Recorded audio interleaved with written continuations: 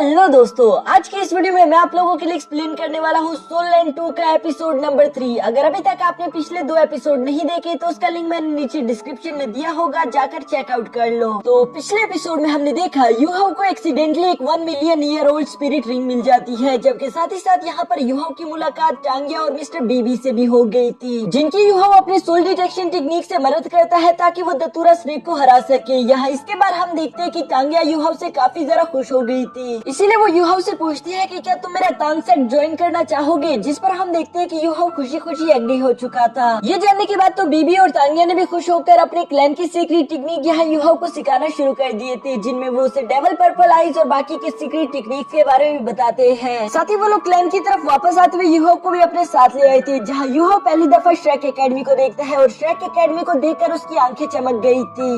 अब आगे तो नेक्स्ट एपिसोड के शुरू में हम देखते हैं जहाँ ये तीनों ही श्रेक सिटी तक पहुंच चुके थे। टांगिया यहाँ पर काफी ज्यादा खुश दिखाई दे रही थी, जबकि दूसरी तरफ युहाओ और मिस्टर बीबी की तो सांसें फूल जाती हैं। टांगिया मुस्कुराते हुए कहती है कि आखिर तुम दोनों इतने स्लो क्यों हो, जिस पर युहाओ कहता है कि हम स्लो नहीं, बस तुम तेज हो। टांगिया दूसरी तरफ मुस्कुराते हुए कहती है कि लो हम श्रेक सिटी पहुँच गए, जहाँ पर दुनिया की सबसे ज्यादा बेस्ट एकेडमी श्रेक एकेडमी मौजूद है। मिस्टर बीबी भी यहाँ पर युहाओ को श्रेक एकेडमी के बारे में बताते हुए कहते हैं कि तुम्हें श्रेक एकेडमी का ही डेसिपल बनना है, जिस पर युहाओ अपने मन में खुश होते हुए कह रहा था कि मुझे यकीन नहीं आता, मैंने श्रेक एकेडमी के बारे में बहुत कुछ सुन रखा है, मैं क्या सारी दुनिया श्रेक एकेडमी के बारे में जानती है। ये सारी बातें युहाओ अपने मन में सोच ही रहा था, जबकि साथ ही साथ वो श्रेक सिटी की खूबसूरती से भी काफी ज्यादा इम्प्रेस हो जाता है। तभी अचानक टांगिया यहाँ पर युहाओ से कहती है कि मेरे पास तुम्हारे लिए एक और सरप्राइज है, और वो ये है कि तुम्हें टांगसेन क्लैन की तरफ से फ्री एडमिशन कोटा पर श्रेक एकेडमी भेजा जाएगा। जो सुनकर युहाओ थोड़ा हैरान होते हुए कहता है कि फ्री कैसे। युहाओ का ये सवाल सुनकर टांगिया जवाब देते हुए कहती है क्योंकि हमारे टांगसेट और श्रेक एकेडमी में काफी ज्यादा अच्छे रिलेशन है। हमारे टांगसेट की बुनियाद ही वही से शुरू हुई, जो भी हमारे श्रेक एकेडमी के डेसिपल ग्रेजुएट होती थी उन्होंने टांगसेट को ही ज्वाइन किया था, इसी वजह से रिलेशन काफी ज्यादा मजबूत हो गए। बेशक वक्त के साथ टांगसेट ने अपनी वो इज्जत खो दी, लेकिन अभी भी हमारा ये रिलेशन कायम है, जिसकी वजह से हमें हर साल फ्री एडमिशन कोटा मिलता है, और इसी वजह से युहाओ श्रेक एकेडमी में तुम्हारा एडमिशन बिल्कुल फ्री होगा। ये जानकर युहाओ काफी ज्यादा खुश हो गया था, लेकिन दूसरी तरफ मिस्टर बीबी युहाओ से कहते हैं ये जानते हुए तुम रिलैक्स बिल्कुल नहीं कर सकते, क्योंकि श्रेक एकेडमी हर 3 महीनों बाद न्यू स्टूडेंट्स को असाइन करती है, और अगर पुराने स्टूडेंट अपने पुराने असाइनमेंट्स को कंप्लीट ना कर पाए तो उन्हें एक्सपेल कर दिया जाता है। ये सुनकर तो युहाओ जोश में आते हुए कहता है कि मैं अपनी पूरी जान लगा दूंगा। जो सुनकर टांगिया मुस्कुराते हुए कहती है कि हाँ मुझे भी तुम पर पूरे यकीन है, और मैं तुम्हारे एटीट्यूड से काफी इम्प्रेस हुई, इसलिए मैं तुम्हें एक गिफ्ट देना चाहती हूँ। ये कहती है वो युहाओ को एक स्टोरेज बेल देती है, जिस पर वो बताती है कि ये हमारे फर्स्ट चीफ का था और ये जनरेशन टू जनरेशन यूं ही पास होता जा रहा है। युहाओ भी उस स्टोरेज बेल को लेकर काफी ज्यादा खुश था, जबकि दूसरी तरफ टांगिया कहती है कि चलो अब हमें श्रेक एकेडमी की तरफ चलना चाहिए। श्रेक एकेडमी में एंटर होते साथ ही युहाओ देखता है कि चारों तरफ सोल गाइड्स भरे पड़े हैं। दोस्तों मैं आप लोगों को बता देना चाहता हूँ कि सोल गाइड्स असल में मशीनरी को कहते हैं, जिस पर मिस्टर बीबी भी बताता है कि हाँ हमारी श्रेक सिटी पूरी सोल गाइड से भरी हुई है, और यहाँ की सोल गाइड्स पूरी कंट्री के सबसे ज्यादा एडवांस सोल गाइड्स है। जिस पर युहाओ अपने मन में कहता है कि हाँ मैं भी ड्यूक मेंशन में रहा करता था, वहाँ पर भी सोल गाइड्स तो थे लेकिन इतने एडवांस बिल्कुल नहीं थे। इसी तरह से ये लोग आपस में बातें करते हुए आगे की तरफ जा ही रहे थे। तभी अचानक मिस्टर बीबी यहाँ पर युहाओ को वार के बारे में भी बताता है कि कैसे आज से 4000 साल पहले सन मून एम्पायर ने डोलो कॉन्टिनेंट पर हमला कर दिया था, जिसकी वजह से इस जंग का आगाज हुआ। शुरू में तो डोलो कॉन्टिनेंट टांगसेट के सीक्रेट वेपन्स का इस्तेमाल कर रही थी, जिससे वो खुद को बचा भी पाई, लेकिन दूसरी तरफ सोल गाइडेंस का भी रिवाइज तभी से शुरू हुआ, जिस पर फौरन टांगिया कहती है कि सोल गाइड्स कभी भी टांगसेट के हिडन वेपन्स की बराबरी बिल्कुल नहीं कर सकता, क्योंकि हमारे पास कुछ ऐसे हिडन वेपन्स भी है जो कि बड़े से बड़े गॉड को भी मार सकते हैं। यहाँ पर बीबी युहाओ को बताता है कि टांगिया हमेशा ऐसा ही करती है, वो कभी भी सोल गाइड मशीनरी को अपना नहीं सकती। और हाँ टांगिया मजाक भी नहीं कर रही, क्योंकि ये बात सच है, हमारे टांगसेट के पास कुछ ऐसे हिडन वेपन्स है जो कि किसी भी गॉड को जान से मार सकते हैं। अफसोस की बात है कि उतने पावरफुल हिडन वेपन्स अब हम नहीं बना सकते, उन्हें सिर्फ टांगसेट ही बना सकता था। अब के जो नॉर्मल और मामूली से हिडन वेपन है उन्हें सोल गाइड्स ने कब तक सरपास कर दिया। इस वजह से डोलो कॉन्टिनेंट पर खतरा और ज्यादा बढ़ गया, लेकिन जो हमारे श्रेक एकेडमी के पिछले हेड मास्टर थे उन्होंने अपने साथ 60 सोल मास्टर्स को मिलाया, जिनका इस्तेमाल करके उन्होंने सन मून की एम्पायर आर्मी को खत्म कर दिया, और इसके बाद श्रेक एकेडमी को सारे कॉन्टिनेंट से अलग होकर बनाया गया। साथ ही साथ यहाँ पर टांगिया कहती है कि इसी जंग की वजह से हमारे टांगसेट की इज्जत खो गई, क्योंकि हमारे नॉर्मल हिडन वेपन से ज्यादा पावरफुल सोल गाइड्स यहाँ मार्केट में आ चुके हैं। युहाओ ये सुनकर थोड़ा सा सरप्राइज तो हो गया था, जबकि दूसरी तरफ मिस्टर बीबी युहाओ को बताते हैं कि वैसे सारे सोल मास्टर यहाँ पर सोल गाइड्स को एक्सेप्ट एक्सेप्ट नहीं करते। कुछ ऐसे भी सोल मास्टर है जो कहते हैं कि ये सोल गाइड्स हमारी ताकत का हिस्सा नहीं है, ये हमारी बॉडी का पार्ट नहीं, इसलिए हम इसे एक्सेप्ट नहीं कर सकते। साथ ही साथ मिस्टर बी भी यहाँ पर यूहो को बताता है कि ये सोल गाइड सोल पावर को एब्जॉर्ब करती है, जिसे फिर वो किसी तरह की भी पावर में कन्वर्ट कर सकती है। इसी वजह से सोल मास्टर का सिस्टम भी थोड़ा सा अजीब हो चुका है, क्योंकि पहले जैसे एक सोल मास्टर फायर की पावर यूज कर सकता था तो वो आइस की नहीं कर सकता था, लेकिन अब ऐसा है कि वो किसी भी सोल गाइड्स का इस्तेमाल करके आइस एंड फायर दोनों यूज कर सकता है। यूहो ये सुनने के बाद अपने स्पिरिचुअल आइस का इस्तेमाल करते हुए साथ वाले आदमी की लाइटर को देख रहा था, जिस पर उसे जानने को मिलता है कि ये तो काफी ज्यादा कमाल का है, क्योंकि अब सोल पावर एट्रीब्यूशन की लिमिट तो हट चुकी है। दूसरी तरफ मिस्टर बी भी कहता है कि हाँ, और इसी वजह से ज्यादातर लोग अब सोल रिंग्स को एब्जॉर्ब नहीं करते, इसी वजह से उन लोगों की सोल रिंग भी वीक हो चुकी है। दोस्तों पहले डिफरेंट सोल रिंग्स को एब्जॉर्ब करके मुख्तलिफ पावर्स को एक्टिवेट किया जाता था, लेकिन अब तो सोल गाइडेंस मौजूद है, जिसकी वजह से ज्यादातर लोग अब सोल रिंग्स पर ध्यान नहीं देते। लेकिन मिस्टर बी भी बताता है कि अभी भी एक ऐसी क्लास है जिसे हम नोबल क्लास कहते हैं, उन लोगों ने सोल गाइडेंस को पूरी तरीके से रिजेक्ट कर दिया। यूहो से भी ये बात एक्सेप्ट नहीं हो रही थी, इसलिए वो हैरानगी के साथ कहता है कि वैसे लोग ऐसा क्यों करेंगे, जिस पर मिस्टर बी भी कहता है कि लोगों ने सोल गाइड को सिर्फ इसलिए एक्सेप्ट किया ताकि उनकी जिंदगी आसान हो जाए, क्योंकि बस थोड़ी सी सोल पावर का इस्तेमाल करके वो लोग एक जगह से दूसरी जगह तक पहुंच सकते हैं। यूहो यहाँ पर इन लोगों की ये सारी बातें सुनने के बाद अपने मन में सोच रहा था कि टांगिया कभी भी सोल गाइडेंस को एक्सेप्ट नहीं कर सकती, और ये बात सही भी है, लेकिन क्या हिडन वेपन्स और सोल गाइडेंस दोनों को कंपेयर करवाना जरूरी है? यहाँ इसी तरह की बातें सोचते हुए आखिरकार ये लोग शेक एकेडमी तक पहुँच गए थे, जहाँ पर पहले से एक जूनियर डेसिपल यहाँ इन लोगों का इंतजार कर रहा था। वो मिस्टर बीबी को देखकर खुश होते हुए कहते हैं कि सीनियर बीबी आप यहाँ पर आ गए, जिस पर मिस्टर बीबी भी मुस्कुराते हुए कहता है कि इससे मिलो, ये है यूहो, हमारे टांग सेट का नया मेंबर, और हम इसका यहाँ शेक एकेडमी में रजिस्ट्रेशन करवाना चाहते हैं। ये सुनते ही वो जूनियर डेसिपल बहुत ही ज्यादा इज्जत के साथ इन्हें अपने साथ ले जाना शुरू कर देता है, जिस पर यूहो अपने मन में सोच रहा था कि मिस्टर बीबी की तो बहुत ही ज्यादा इज्जत है। अंदर जाते हुए पूरी की पूरी शेक एकेडमी काफी ज्यादा खूबसूरत थी, लेकिन तभी अचानक मिस्टर बीबी वहाँ पर मौजूद 7 स्टैचूज की तरफ इशारा करते हुए कहते हैं, यूहो ये 7 शेक डेविल वो डेसिपल्स है जिनकी वजह से शेक एकेडमी इतनी ज्यादा ऊंचाइयों तक पहुँच पाई। साथ ही साथ बीबी ने वहाँ पर मौजूद 7 शेक डेविल्स का इंट्रोडक्शन भी करवाना शुरू कर दिया था, जहाँ सबसे पहले वो मिस्टर डाई का बताता है। वो बताता है कि इन्हें गॉड ऑफ वॉर भी कहते हैं, जो कि कैट गर्ल के हस्बैंड है। यहाँ पर ये सुनकर यूहो अपने मन में कहता है कि इनके बारे में तो मैंने सुना था, ये हमारी ड्यूक फैमिली के एंसेस्टर है, यानी कि मैं इन्हीं की फैमिली से बिलोंग करता हूँ। तभी अचानक उसे याद आता है कि उसने तो ड्यूक मेंशन को छोड़ दिया, इसलिए वो फौरन से कहता है कि नहीं, इनसे मेरा कोई ताल्लुक नहीं। इसके बाद मिस्टर बीबी हुजिन के बारे में बताते हैं, जो कि गॉड ऑफ फिनिक्स थे, साथ ही साथ ऑस्कर के बारे में, जो कि गॉड ऑफ फूड थे। यहाँ दूसरी तरफ जियावियो का भी इंट्रोडक्शन करवाते हुए कहते हैं कि ये सॉफ्ट रैबिट, जो कि टांगसेन की बीवी भी थी, कैट गर्ल जो कि मिस्टर बाई की वाइफ है, और साथ ही साथ एक पावरफुल गॉड भी है। इसके बाद आखिर में आती है निंगरोंग, जो कि फूड गॉड ऑस्कर की वाइफ होने के साथ साथ 9 कलर गॉडेस भी है, लेकिन इन सब का लीडर इन सब से अलग था, जिसका नाम है टांगसेन। वो असुरा गॉड होने के साथ सी गॉड भी था। यहाँ यूहो टांगसेन को देखकर काफी ज्यादा खुश हो गया था, साथ ही साथ उसके दिल में टांगसेन के लिए बहुत ही ज्यादा इज्जत थी। यहाँ शेक डेविल 7 को देखने के बाद ये लोग आगे की तरफ जा रहे थे, जहाँ पर इन्हें 3 और स्टैचूज दिखाई देते हैं। मिस्टर बीबी बताते हैं कि ये तीनों वो पहले डीन और टीचर्स है जिन्होंने शेक एकेडमी की बुनियाद रखी। साथ ही साथ इन लोगों की दोस्ती की मिसालें तो आज तक दी जाती है, जबकि इनकी टीम को कहा जाता था गोल्डन आयरन ट्राइएंगल। इन सब लोगों का इंट्रोडक्शन करवाने के बाद मिस्टर बीबी अपने साथ यूहो को आगे की तरफ लेकर जाता है, जहाँ शेक एकेडमी में 2 ब्रांचेस दिखते हैं। पहले ब्रांच के बारे में मिस्टर बीबी बताते हुए कहता है कि इसे सोल मास्टर ब्रांच कहते हैं, जबकि दूसरी तरफ सोल गाइडेंस ब्रांच है। दोनों के नाम से यहाँ पर मालूम हो रहा है कि दोनों ब्रांचेस क्या काम करते हैं, जबकि साथ ही साथ मिस्टर बीबी ये भी बताता है कि शेक एकेडमी 2 हिस्सों में डिवाइड है, जिसे outer shake academy and inner shake academy कहते हैं। अभी तक हम लोग आउटर शेक एकेडमी में मौजूद हैं। इनर शेक एकेडमी में जाना कोई आसान काम नहीं, हर 6 साल में एक दफा एग्जाम होता है। अगर तुम लोगों ने उस एग्जाम को पास कर लिया तो शायद तुम लोग इनर एकेडमी तक जा पाओ। यहाँ गोल्डन एंसेस्टर ट्री की तरफ देखते हुए मिस्टर बीबी बताता है कि मैं और टांगिया भी अभी तक आउटर डेसिपल्स है। इनर शेक एकेडमी का बस एक ही मोटो है कि वो सिर्फ मॉन्स्टर्स को ट्रेन करते हैं। मैं भी चाहता हूँ कि मैं वहाँ पर जा पाऊँ। यूहो ये जानने के बाद काफी ज्यादा हैरान हो गया था। वो कहता है कि मिस्टर बीबी और टांगिया आप दोनों तो काफी ज्यादा पावरफुल हो, अगर इतने पावरफुल होने के बावजूद भी अभी तक आप इनर डेसिपल नहीं, तो आखिर इनर डेसिपल कैसे होते हैं? जिस पर मिस्टर बीबी बताता है कि इनर शेक डेविल एकेडमी का डेसिपल बनना बहुत ज्यादा मुश्किल है, क्योंकि 10 लाख वॉरियर में से सिर्फ एक ही ऐसा कर पाता है। मैं ऐसे कुछ साल पहले स्टार फोर्स में एक इनर डेसिपल से मिला था, जो कि बहुत ही ज्यादा पावरफुल था, क्योंकि उसने सिर्फ अपने बेयर हैंड्स का इस्तेमाल करते ही 3 मिलीनियम स्पिरिचुअल बीस्ट को जान से मार दिया था। और ये भी सिर्फ इसलिए क्योंकि उसे इनर एकेडमी से ऐसा टास्क दिया गया था कि उसे एक दिन के अंदर ये सब कुछ करना है। यहाँ ये लोग इसी तरह से बातें करते हुए सोल गाइडेंस के डिपार्टमेंट तक पहुँच गए थे, जहाँ पर उसे फाउंड करने वाले फाउंडर्स के स्टैचूज भी लगाए हुए थे। मिस्टर बी और इन लोगों की यहाँ तक पोजीशन से पहले ही उस जूनियर डेसिबल ने सारी की सारी रजिस्ट्रेशन कंप्लीट कर दी थी। साथ ही साथ वो यूहो का यूनिफॉर्म और बैच भी लाकर यहाँ पर मिस्टर बीबी को दे देता है, जिससे मिस्टर बीबी यूहो को पकड़ाते हुए कहते हैं कि उम्मीद करता हूँ तुम्हें यहाँ पर मजा आए। साथ ही साथ मिस्टर बीबी बताता है कि 3 दिन बाद तुम्हारी क्लासेस शुरू होगी। अभी के लिए इस बिल्डिंग के पीछे हॉस्टल है जहाँ पर तुम्हारे लिए मैंने रूम बुक कर दिया, तुम वहाँ पर जाकर रह सकते हो। साथ ही साथ तुम्हारे फर्स्ट ईयर की सारी फीस भी हमने अदा कर दी, लेकिन आगे से तुम्हें खुद का ख्याल खुद ही रखना है। जिस पर यूहो मिस्टर बीबी का शुक्रिया अदा करता है। मिस्टर बीबी यहाँ पर यूहो से कहता है कि अब मुझे और तांगिया को चलना है ताकि हम लोग रिपोर्ट कर सके। तांगिया यहाँ पर टीचर्स के नेम पढ़ने के बाद समझ गई थी कि यूहो को पढ़ाने वाली मिसेस जाओ होगी, जो कि एक प्योर डेविल टीचर है। उसे तो अभी से यूहो पर तरस आ रहा था। इसके बाद नेक्स्ट सीन में हम देखते हैं जहाँ यूहो अपने दोस्तों से अलग होकर हॉस्टल की तरफ जा रहा था। रास्ते में उसे एक बूढ़ा आदमी दिखाई देता है, जिससे यूहो सवाल करते हुए पूछता है कि ग्रैंडपा क्या आप बता सकते हो कि रूम नंबर 201 कहाँ पर है। वो बूढ़ा आदमी यहाँ पर यूहो को देखकर बताता है कि 2nd फ्लोर का फर्स्ट रूम। साथ ही साथ वो अपने मन में कह रहा था कि ये लड़का तो काफी ज्यादा अच्छा है, क्योंकि यूहो उसका शुक्रिया अदा करके वहाँ से चला जाता है। और आजकल की जनरेशन इतनी पोलाइट बिल्कुल भी नहीं। इसके बाद हम देखते हैं कि यूहो अपने रूम के सामने पहुँच गया था, जहाँ उसका बैच एक्टिवेट होकर दरवाजा खोल देता है और ये सब कुछ ऑटोमेटिकली ही चल रहा था, जो कि रूम के अंदर आते ही यूहो को मालूम हो जाता है वो जगह बहुत ही ज्यादा एडवांस और खूबसूरत थी। यूहो तो इस जगह आकर बहुत ही ज्यादा खुश लग रहा था। साथ ही साथ उसकी खिड़की से बाहर का नजारा भी बहुत ही ज्यादा खूबसूरत है। इन सारी खूबसूरत चीजों को देखते हुए अचानक से यूहो को मिस्टर बी की बात याद आ जाती है, जहाँ मिस्टर बी ने यूहो से कहा था कि तुम्हें बहुत मेहनत करनी होगी। यूहो ये सोचकर अपने बेड पर बैठते हुए कहता है कि मुझे ज़ुआनटियन स्ट्राइक टेक्निक की कल्टीवेशन प्रैक्टिस करनी चाहिए, क्योंकि उससे मेरे मैंडेरियन नोड ज्यादा ओपन हो रहे हैं। यूहो ये सोचते हुए जैसे उस टेक्निक की कल्टीवेशन करना शुरू करता है, तभी अचानक वहाँ पर टियानमिंग भी यूहो के पास आ गया था, जो कि यूहो से कहता है कि हाँ ये स्किल तुम्हारे लिए काफी ज्यादा बेहतरीन है, क्योंकि ज़ुआनटियन स्ट्राइक टेक्निक से तुम्हारी हेल्थ अब पहले से ठीक हो चुकी है। साथ ही साथ पर्पल डीमन आइज तुम्हारी स्पिरिट आइज के लिए काफी ज्यादा कंपैटिबल है। अपनी मार्शल स्पिरिट आई और इस डेविल आई को कंबाइन करने की वजह से तुम्हें बेसिक अटैकिंग सोच स्किल भी मिल सकती है। यहाँ टियानमिंग की ये सारी इन्फॉर्मेशन सुनकर यूहो उसका शुक्रिया अदा करता है, जबकि दूसरी तरफ टियानमिंग यहाँ पर यूहो से कहता है कि ठीक है अब मैं सोने जा रहा हूँ, क्योंकि तुम जिस रास्ते में प्रैक्टिस करते हुए जा रहे हो वो ठीक है, और अगर तुमने कल्टीवेशन करके ब्रेक थ्रू लेवल पर पहुँच गए और तुम्हें दूसरी सोल रिंग चाहिए तब मैं जाग जाऊंगा।